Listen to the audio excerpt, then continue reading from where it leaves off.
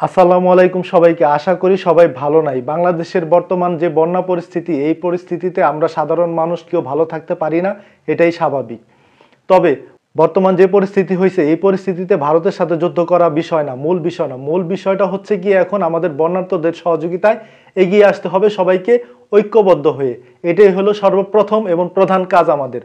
তারপরে আমরা ভারতকে নিয়ে পরবর্তী স্টেপটা পরে আমরা করব। এখন ভারতের এগেইনস্টে বাদ দেওয়া অমুক তমুক এইগুলা নিয়ে আমাদের সোচ্চার হলে চলবে না, এটা পরবর্তীতে সোচ্চার হতে হবে। বর্তমানে আমাদের করণীয় কি সেটা নিয়ে আমাদের ভাবতে হবে।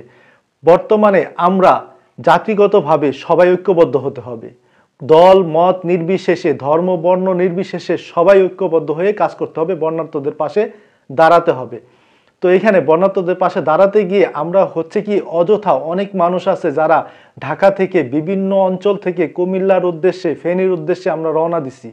আমি মনে করি এইভাবে রওনা না দিয়ে প্ল্যান মোতাবেক কাজ করতে হবে। কারণ আপনি ঢাকা থেকে কুমিল্লা বা ফেনী বা নোয়াখালী যাবেন, যে আপনি ঢাকা থেকে গিয়ে ওইখানকার অনেক কিছুই চেনেন না, তো আপনি গিয়ে অযথা নিজে বিপদগ্রস্ত হবেন, বিপদে পড়ে যাবেন। তা আমি মনে করি এইভাবে না গিয়ে ওই অঞ্চলগুলাতে, যেমন কুমিল্লাতে বা ফেনীতে, নোয়াখালীতে, বিভিন্ন অঞ্চলে ওইখানে যারা ত্রাণ কাজে নিয়োজিত আছে, সেনাবাহিনী আছে, অন্যান্য বাহিনী আছে, বিভিন্ন সংগঠনের লোকজন আছে, যারা পূর্ব থেকে কাজ করে, আগে থেকে বন্যার্তদের নিয়ে কাজ করতেছে, যারা এই কাজে পারদর্শী, আমি মনে করি যে এইখান থেকে বিভিন্ন অঞ্চল থেকে মানুষ এইভাবে না গিয়ে তাদেরকে সহযোগিতা করেন। কিভাবে সহযোগিতা করবেন সেই রাস্তা বের করেন।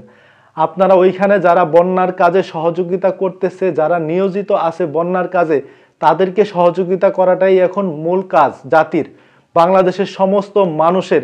আমি যতটুকু জানি যে এখন ত্রাণের প্রয়োজন নাই, ত্রাণের থেকে সবচেয়ে বেশি প্রয়োজন তাদেরকে উদ্ধার করা। ওইখানে বন্যায় যে মানুষগুলো আটকা পড়ে আছে, অনেক পশু আটকা পড়ে আছে, মানুষ আটকা পড়ে আছে, সেই মানুষগুলাকে উদ্ধার করাই এখন সবচেয়ে বড় চ্যালেঞ্জ হয়ে দাঁড়াইছে। ত্রাণ না, একটা মানুষ না খেয়ে একদিন দুই দিন বাঁচতে পারে, কিন্তু এইভাবে প্রতিকূল পরিবেশে বাঁচাটা খুব কষ্ট। যারা বন্যার ভিতরে আটকে আছে তাদেরকে উদ্ধারটাই এখন জরুরি।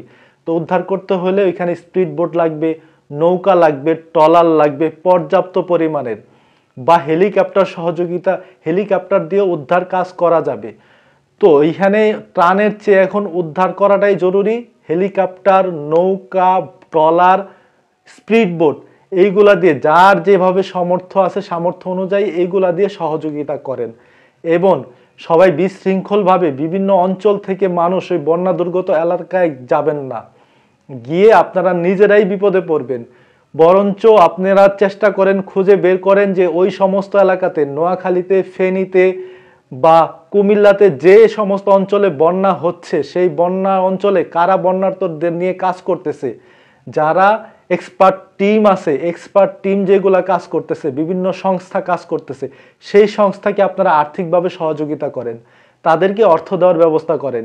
রাস্তা খুঁজেন যে কিভাবে তাদেরকে অর্থ দেওয়া যায়, মোবাইলের মাধ্যমে বা অন্য কোনো ওয়েতে, সেইভাবে তাদেরকে অর্থ দিয়ে সহযোগিতা করি আমরা সেখানে সশরীরে না গিয়ে সারা বাংলাদেশের মানুষকে আমি অনুরোধ করব যে আমরা বন্যার্তদের সশরীরে না গিয়ে ওইখানে যারা উদ্ধার তৎপরতা করতেছে, যারা এক্সপার্ট টিম আছে, যারা বন্যার্তদের নিয়ে আগে কাজ করেছে, বর্তমানেও কাজ করছে এবং আগেও কাজ করেছে, তাদেরকে সহযোগিতা করেন অর্থ দিয়ে বা অন্য কিছু দিয়ে।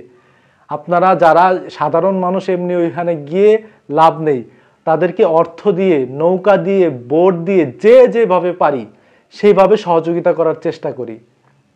এটাই হচ্ছে এখন প্রথম এবং প্রধান কাজ, যে মানুষকে বন্যার্তদের পাশে দাঁড়ানোর, তাদেরকে উদ্ধার করা, তাদেরকে সহযোগিতা করা, এটাই হলাম প্রধান 1 নম্বর প্রায়োরিটি। তারপরে এখান থেকে আমরা যখন নাকি বন্যার্তদের উদ্ধার করার পরে, বন্যা পরিস্থিতি স্বাভাবিক হওয়ার পরে, তখন আমরা ইন্ডিয়াকে নিয়ে ভাববো, ইন্ডিয়াকে নিয়ে চিন্তা করব, ইন্ডিয়া ফারাক্কার এগেনস্টে আমরা বাদ দেব না কি করব। বাংলাদেশে যত গোড়া বাদ দিছে বা নদীতে ইন্ডিয়া, তার বিপরীতে একটা করে বাদ দেওয়াটা, সেটা পরবর্তী চিন্তা ভাবনা বা পরবর্তী আন্দোলন। সর্বপ্রথম আমাদের ফার্স্ট প্রায়োরিটি হচ্ছে গিয়ে বন্যার্তদের সহযোগিতা করা এবং তাদেরকে উদ্ধার করা। তো ভালো থাকবেন সবাই। আসসালামু আলাইকুম।